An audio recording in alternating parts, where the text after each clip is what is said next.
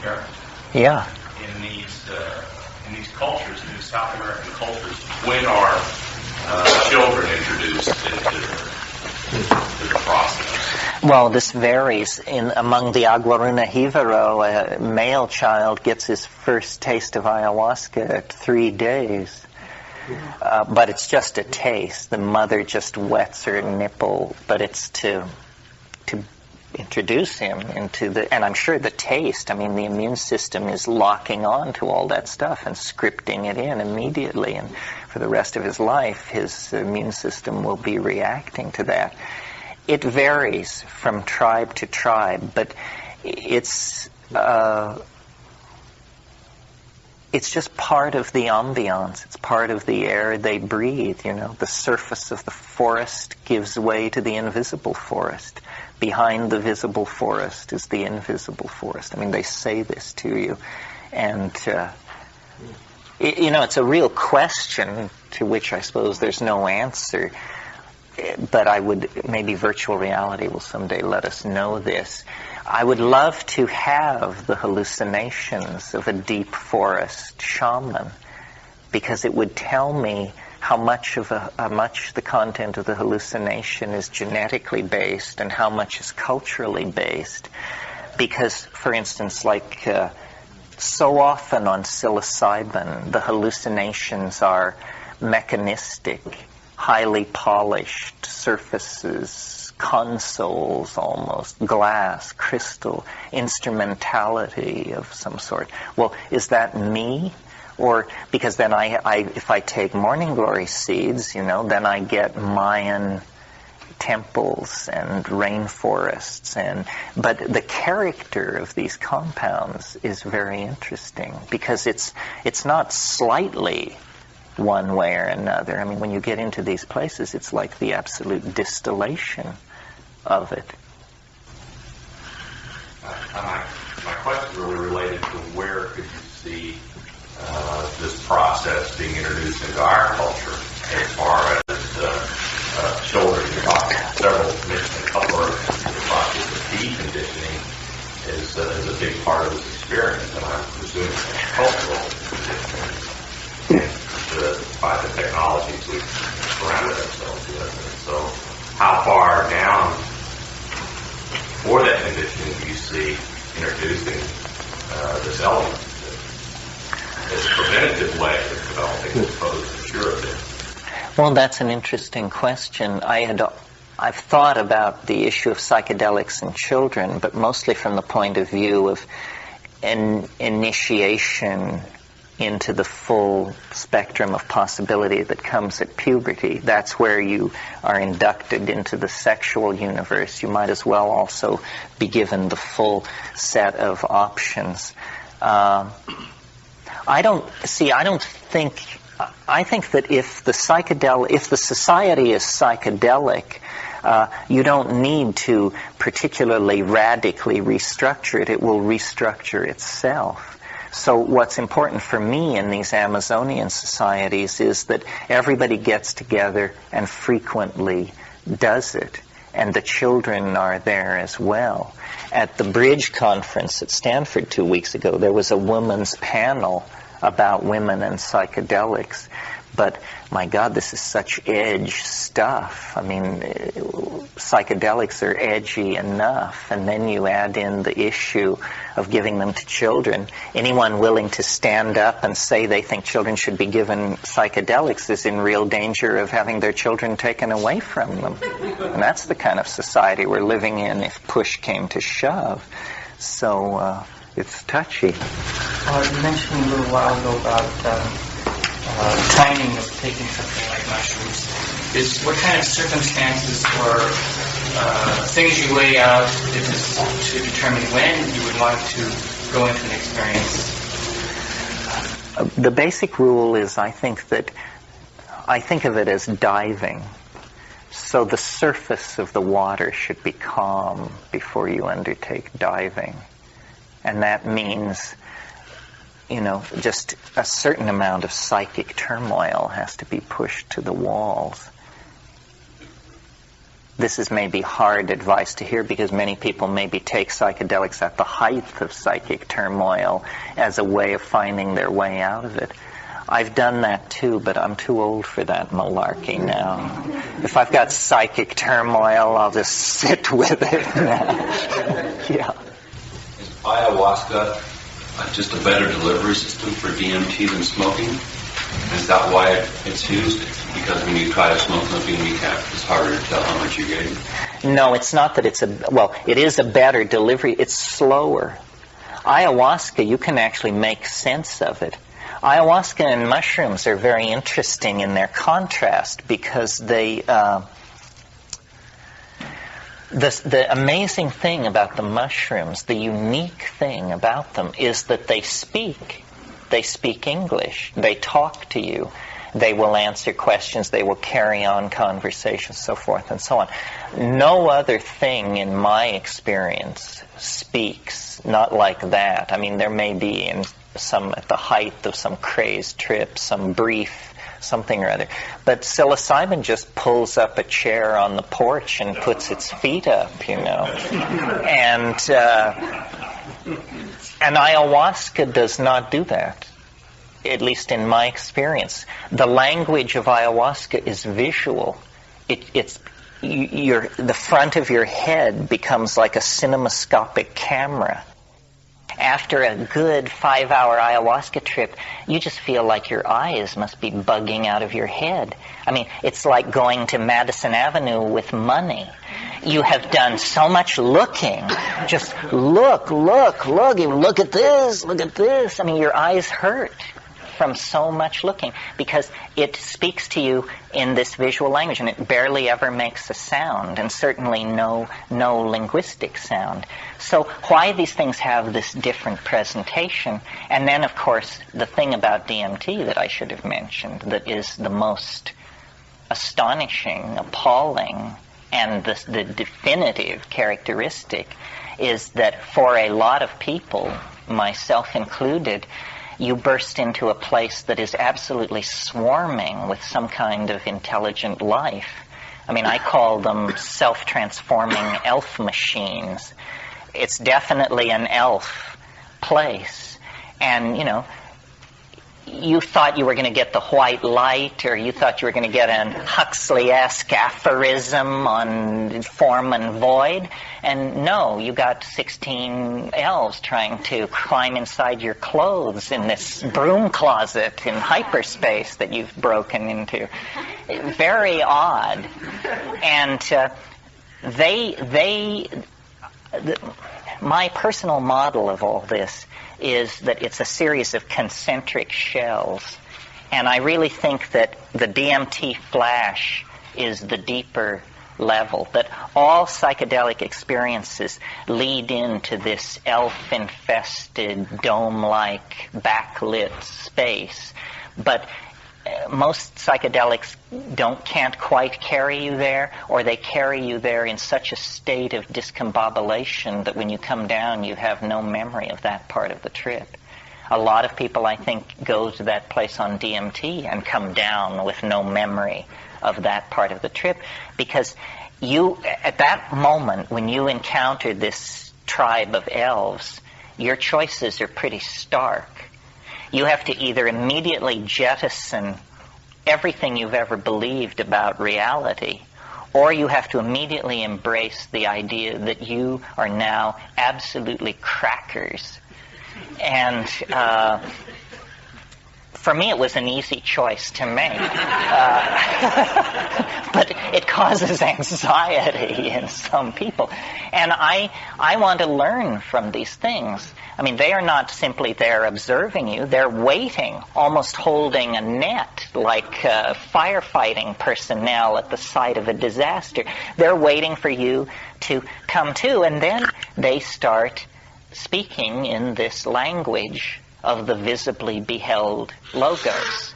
This is where it is most concretely beheld, that these elves things, which look like jeweled, self-dribbling basketballs or something, are all around you, and they sing. They make sound in these crystalline, high-pitched, warbling voices, and that condenses into the air as objects and words and other little beings. And so these things they offer you, these objects, a single one of them, if it could be brought into this room and set here, would change the course of the world forever. It's like the sort of thing that they keep in the nurseries of flying saucers, you know. And they're offering these things to you at a ripping pace. I mean, they just say, look at this. You say, oh my God. Say, no, forget that. Look at this. Say, oh my God. And these things are like Fabergé eggs of jewels and ivory and stone. But they're not made of jewels and ivory and stone. They're made of light and meaning and intentional humor and triple entendre. And, you know, it's a linguistic object, material. And they're saying, do this. We do this. You can do this. Make these things. And some of these little objects themselves begin to sing and make other objects. And this is all, what has happened is you have burst into the hall of the Mountain King. These are the demon artificers. These are the elves making their transdimensional toys. Why? Hell, who knows why? Just to have arrived there is accomplishment enough. You can spend a lifetime sorting out why. But they seem to be the vector at the end of time. They are an anticipation of who is waiting. And if you know the pre-Socratic philosopher Heraclitus, the 52nd fragment of Heraclitus says, the aeon is a child at play with colored balls. This is it, folks. Heraclitus saw the aeon. The aeon is a child at play with colored balls. And it's the puer at the end of time. It's this thing. It's so radiant that you can hardly look at it. I mean, it has intimations of death, eternity, transformation, and yet it's all going on in this weird dimension of humor. It's like a Bugs Bunny cartoon running at triple speed, and all of this action is taking place. This is a real place, and science denies its existence. I mean, if it weren't for the fact that you pay to hear me, the only category society has for what I have just told you is serious delusion. This man has a chronic pathological delusion. It appears harmless in the social context because it nowhere comes tangential to functioning in this society. But don't put a lot of pressure on him. Obviously, the guy could snap at any moment.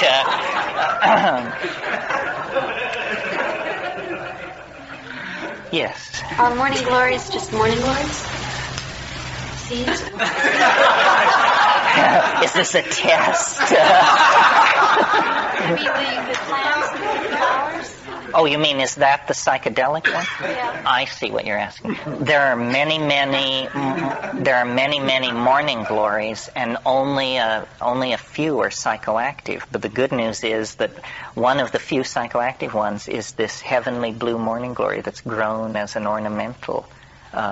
And that was one of the great sacraments of the Mayan civilization and the Aztecs. And it contains ergot alkaloids that will definitely give you a very intense experience. And it's just filled, at least in my experience, with the motifs of those civilizations, Mayan hieroglyphs and that style of, that Puukil style of carving. There's also a morning glory called Argyria nervosa, the Hawaiian baby Woodrose. It isn't really Hawaiian, it's native of India. But it's a very powerful hallucinogen. And interestingly, it has no history of human usage. No Aboriginal group claims it. This is one of the things I'm kind of interested in, is why one psychedelic plant will have thousands of years of devoted use and another nobody will have ever had anything to do with. Hawaiian Woodrose is really quite a puzzle because per unit volume, it's probably the strongest psychedelic there is. You only have to eat about 6 seeds of that. And it does have a cardioactive glycoside that will put your heart through its paces. So be aware of that. I took that one time, and I had this long, extended hallucination based entirely on the theme of sea urchins. I was in this vaulted space that was clearly the interior of a vast sea urchin, and these purple tit-like protuberances were on all the walls and on the floor, and a coach with 6 white horses was being hauled through the space, a coach shaped like a purple sea. It just didn't make any sense at all. You know? So do you, the seeds that come in the package? You have to be careful with those because they've dipped them in a fungicide to make it impossible for you to get loaded on them. So what you have to do is grow them out. You have to devote yourself. This is a good shamanic homework. A summer of growing. I was just about to grow them just because I always loved them. I didn't. Oh, grow them. I've grown them before, but I've never found a seed from a flower. Did they just? Oh, no, they'll set seed capsules in the autumn, and then what you do is you let them dry out, string runners for them, and let them dry out on their runners, and the seed cap is a little round, swollen thing that has 4 seeds in it. And then gather all this string and dried morning glory and stuff like that, and put it in a big paper bag, and close the bag and beat on it, and all the seeds will detach from the thing, and then you can just pour out a bunch of these seeds. It is sickening. It contains ester coumarone, a sickening agent, but it's quite spectacular. And if you overdo it, you know, it's a big one. It's a big one. There's no question about it. Many of these things are sealed away from abuse, I guess you'd say, by the fact that they're somewhat of an ordeal to take. You know, I mean, they're sickening, or in the onset there's vertigo, or, you know, but this is all right. This keeps them sealed away, yeah. Either from smoking DMT or drinking ayahuasca, is there much of a toxic feeling in your body so after it's over, or? No, see, the interesting thing about DMT and ayahuasca is that they're composed entirely of neurotransmitters. The thing that's amazing about DMT is you smoke it, it comes on in 1 minute. It lasts 2 minutes. It's without a doubt orders of magnitude stronger than any trip you've ever had. It lasts 2 minutes. You come down over the next 5 minutes, and 20 minutes after that, there is no trace of it. Not only in your body, but almost as miraculous, there's very little trace of it in your mind. It's almost like it happens so fast that short-term memory can't grok it. So people come down raving, and then 5 minutes later they don't know what they were raving about. And finally they have to rest with, it was the damnedest thing that ever happened to me, and don't ask me any more about it because I don't know. It was very impressive while it was happening. Then if you do it over years, occasionally, if you can keep your courage up, because I find it takes a lot of courage to do it. Maybe this is because I have a surrender problem. But the very thought of doing it brings sweat to my palms. I mean, it's just so unambiguously profound. But you can, by doing it repeatedly, slowly build up an image of what's happening in there. And then this little story I told you about the self-transforming elf machines, that's my composite image of what's happening inside the DMT flash. The surprise is that there's somebody in there, and that they are really interested in you. And the whole thing then begins to take on dimensions that the mere search for psychic health may not have envisioned. Even in the combination of ayahuasca, you don't feel the... No, ayahuasca, I think you can fairly say that in most cases people feel better the day after than they did before they did it. It's the only one I know like that where there seems to be a net energy gain that is never lost, or if it's lost, it's over a long period of time. But no, you don't feel thrashed after ayahuasca.